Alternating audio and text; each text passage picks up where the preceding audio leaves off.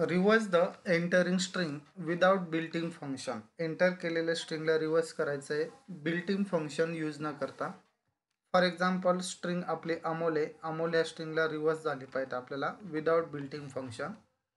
C use the standard library stdi.h.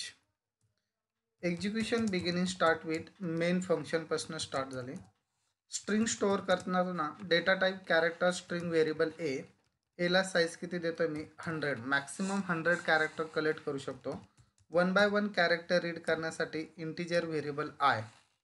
तर first enter the any string. Enter केलेली string hole line read करण्यासाठी function कोणतं दिलेलं आपल्याला गेटेस.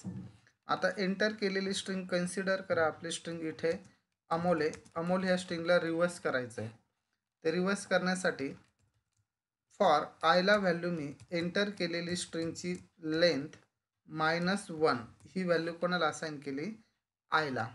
याचा अर्थ आयकडे व्हॅल्यू किती असेल? अमोलची लेंथ किती येईल? 4. 4 - 1 म्हणजे 3. म्हणजे आयकडे व्हॅल्यू किती येतात? 3. I is a greater than equal to कोणापेक्षा? 0 पेक्षा असेल तर आयची व्हॅल्यू 1 न काय होत चालेल? डिक्रीमेंट. कंडिशन ट्रू असेल तर इनसाइड जाईल. %c कोणाची व्हॅल्यू प्रिंट करायची? ए ऑफ आय. आयकडे व्हॅल्यू 3 होती. तर त्या स्ट्रिंगच्या 3 इंडेक्सवरती कोणता कॅरेक्टर भेटेल त्याला? एल प्रिंट होईल. आफ्टर 3 मायनस मायनस झाला 2. कंडिशन चेक करा. 2 is a greater than 0. Yes. तर ए ऑफ 2च्या पोझिशनला कोण भेटेल? ओ. टिल टू हा लूप चालूच राहील. ॲटोमॅटिकली स्ट्रिंग काय होईल आपली? Reverse. Return 0. Terminate the main function. Main function terminate केलं. आपण इथे एक library function string len function use केलेलं आहे. तर त्यासाठी लायब्ररी इन्क्लूड करावं लागेल आपल्याला string.h. कंट्रोल एसनं ॲप्लिकेशन सेव्ह करतोय.